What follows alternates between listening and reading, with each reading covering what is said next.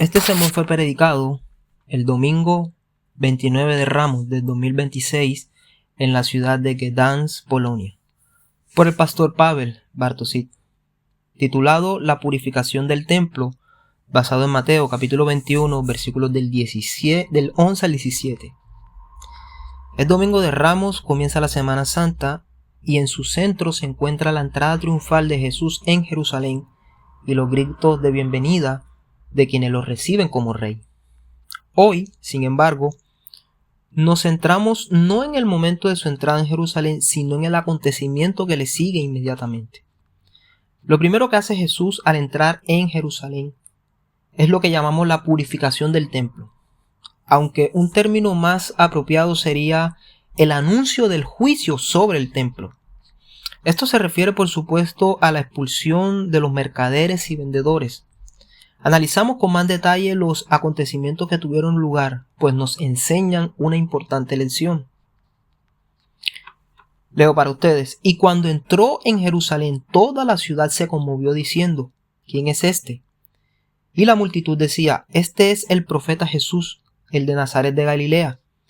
Y Jesús entró en el templo y expulsó a todos los que vendían y compraban en el templo, y volcó las mesas de los cambistas y los puestos de los que vendían palomas, y les dijo: escrito está, mi casa será llamada casa de oración, pero ustedes la han convertido en una cueva de ladrones.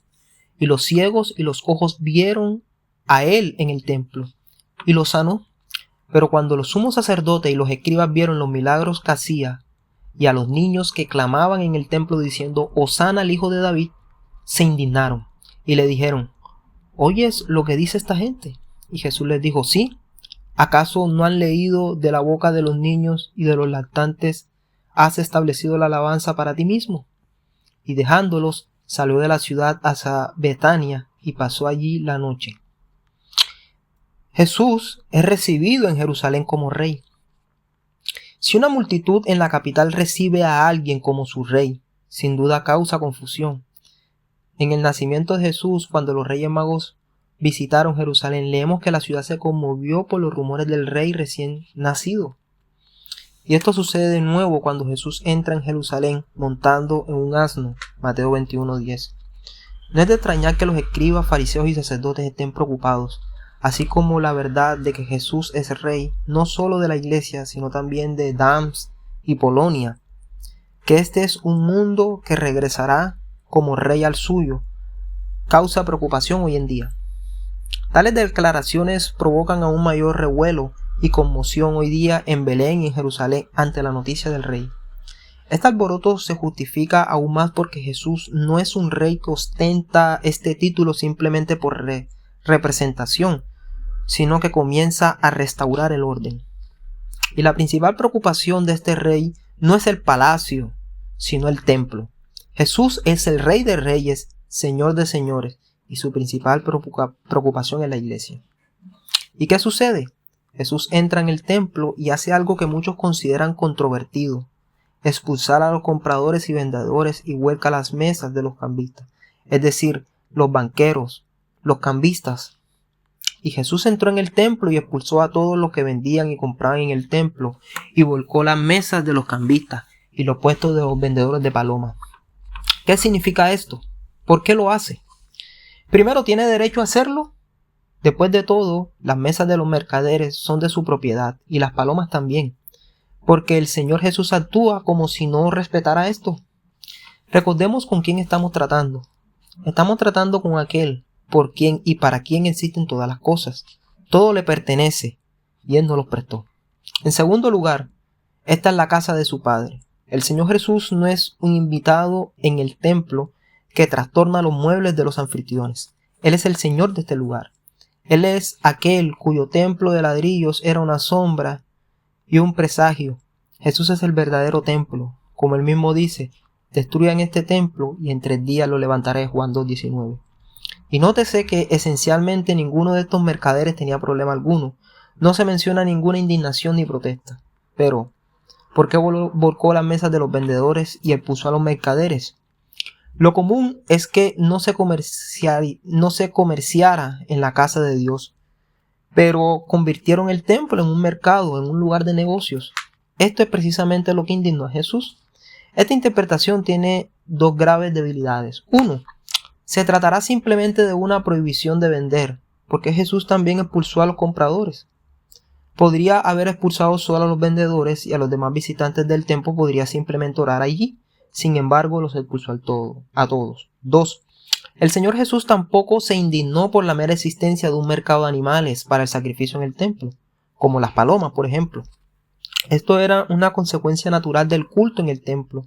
Dios permitía las transacciones en el templo. En Deuteronomio 14, de los versículos del 22 al 27, Dios permitió a los israelitas ir al templo con dinero para comprar ganado, ovejas y vino para las fiestas y las celebraciones religiosas. Por lo tanto, comprar dentro del recinto del templo no representaba un problema en sí mismo. Cuando leemos en el Evangelio de Lucas que María, después de dar a luz a Jesús, ofreció un par de tórtolas o 2 pichones como sacrificio en el templo, no debemos suponer que llevaba aves muertas en Belén. Probablemente las compró allí mismo, donde se encontraban los vendedores en tiempos de Jesús, cuyos puestos él mismo buscó. Entonces, ¿cómo debemos entender lo que Jesús está haciendo? Jesús es como Jeremías, quien recrea la destrucción del templo y advierte que Dios destruirá su cueva de ladrones en Mateo 21:13. En el libro de Jeremías, Dios dice del templo: ¿acaso esta casa que lleva mi nombre se ha convertido en vuestros ojos en una cueva de ladrones?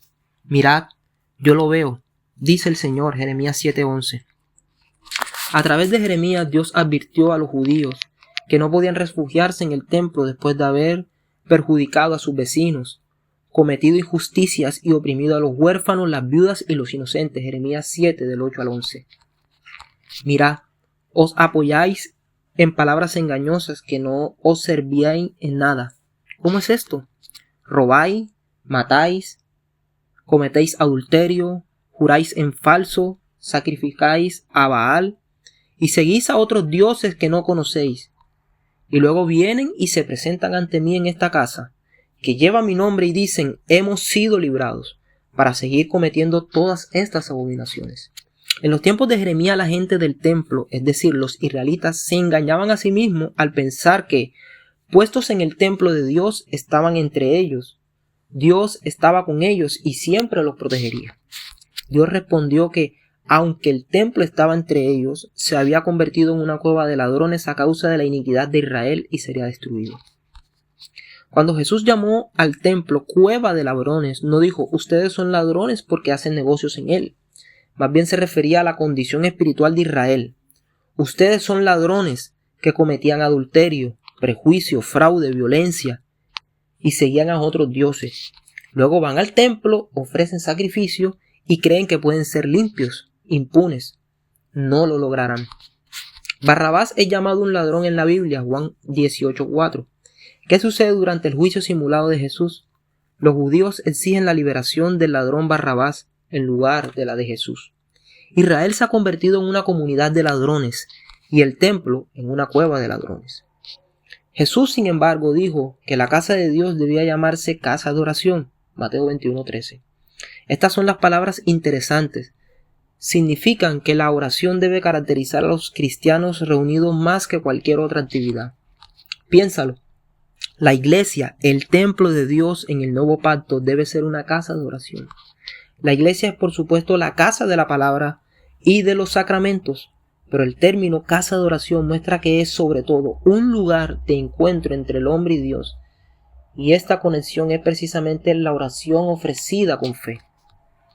El templo, la iglesia, no es por lo tanto un centro de conferencias ni un lugar de actividades sociales, sino una casa de oración. Y después de llamar al templo casa de oración, sana a los ciegos, cojos, es decir, a los lisiados que acuden a él. Podemos decir pues que los actos de misericordia hacia los ciegos, cojos, son verdadera oración, verdadero sacrificio y servicio a Dios. Esto es precisamente lo que el templo sirve. En lugar de ser un refugio para ladrones y por ende para blasfemos, adúlteros y engañadores, está destinado a ser un refugio para los débiles, un lugar donde los rechazados pueden fortalecerse y volver a servir a Dios. Esta acción de Jesús, es decir, expulsar a algunos del templo y acoger a otros, demuestra que Jesús no es simplemente un rey como Salomón y los demás reyes de la dinastía davídica que lo construyeron o lo mantuvieron en su funcionamiento. Jesús va más allá. Reclama el derecho de expulsar a algunos miembros del templo y a acoger a otros. Él reclama el derecho a controlar quién pertenece al templo y qué sucede en su interior. Y estos son los poderes exclusivos de Dios. Por lo tanto, las acciones de Jesús en el templo indican su autoridad divina, demostrando que el Señor del templo no simplemente su invitado, no llega como Gregory Brown en su extintor. Él es el dueño y el rey del templo. Lo que Jesús hizo no fue purificar el templo de los mercaderes, fue una proclamación del juicio sobre el templo, que se había convertido en una cueva de ladrones debido a la infidelidad de Israel. No es de extrañar que los sumos sacerdotes y los escribas se indignaran por las acciones de Jesús, Mateo 21:15 y 20:24. Y el objeto de su indignación es el honor que Jesús recibe de los niños. Pero cuando los sumos sacerdotes y los escribas vieron los milagros de Jesús que hacía y los niños que clamaban en el templo diciendo Hosana al hijo de David, se indignaron y le dijeron: ¿oyes lo que dicen estos? Anteriormente en los evangelios encontramos una escena en la que los discípulos apartan a los niños de la presencia de Jesús, por lo que el Señor Jesús les reprende. Esta vez son los escribas y fariseos quienes no quieren oír las voces de los niños en el templo, especialmente las voces de los niños alabando a Jesús. Si bien los discípulos habían apartado a los niños de Jesús anteriormente, Él los recibió y los bendijo, Mateo 18 del 1 al 5 y capítulo 19 del 3 al 15. Ahora en el templo Jesús señala a los niños como sus verdaderos discípulos y quienes le dan la gloria que le corresponde. Los sacerdotes quieren que Jesús los calle, pero lo que Jesús hace en el templo es un giro radical respecto a sus expectativas. Expulsa a los judíos adultos, quienes viviendo en pecado habían convertido el templo en una cueva de ladrones, y acoge a los cojos y ciegos, es decir, a los marginados y a los niños como verdaderos sacerdotes en el templo de Dios. Así, Jesús deja claro: si te niegas a unirte al coro infantil en sus cánticos, entonces no perteneces al templo. Si rechazas a los niños como adoradores del Señor, como miembros de la casa de Dios, entonces eres como los escribas. Jesús cita el Salmo 8, donde el salmista dice: de la boca de los niños y de los lactantes has establecido la fortaleza contra tus enemigos, para someter al enemigo y al vengador. Salmo 8:3. Jesús reúne al coro infantil y su voz es un grito de victoria. A Dios le agrada ver a los niños en su templo. Dios ama las oraciones, las palabras de adoración, la confesión de fe de los niños y sus cantos. Si para los adultos de la iglesia los niños representan una carga que dificulta su adoración, entonces el problema no son los niños, sino los adultos mismos. La iglesia es un lugar para los niños. Todo el servicio es para los niños. La palabra de Dios durante el servicio es para los niños. Los dones y la presencia de Jesús en la mesa del Señor son para los niños. A manera de conclusión 1, Jesús llega a Jerusalén como rey cumpliendo las escrituras, pero lo hace de una manera marcada por la cruz, conquistada mediante la cruz, no con la espada. La nueva humanidad redimida no está compuesta por los fuertes, los ricos ni los de buena cuna. La nueva humanidad adámica está compuesta por los cojos y los ciegos, a quienes Jesús sana. Los sacerdotes en el templo de Dios son niños que cantan alabanzas a Jesús, y aquellos con una fe infantil. Hay un meme que haría Jesús en esta situación, y la respuesta recuerda una opción que es volcaría la mesa. Esta escena representa a Jesús como Dios, quien responde con ira cuando alguien convierte la iglesia en una guardia para su pecado. Si alguien ve la iglesia como un lugar para esconder su pecado en lugar de confesarlo, su condición es peor que si nunca hubiera entrado en la iglesia. Esto es acercarse a Dios pensando que es ciego y sordo. 3. Si bien esta escena no representa el bautismo infantil, sí muestra claramente la relación de Jesús con los niños. Los niños son representados como ejemplos de discípulos y su fe se presenta como un ejemplo para los adultos, quizás no en términos de madurez, pero sí en términos de sinceridad.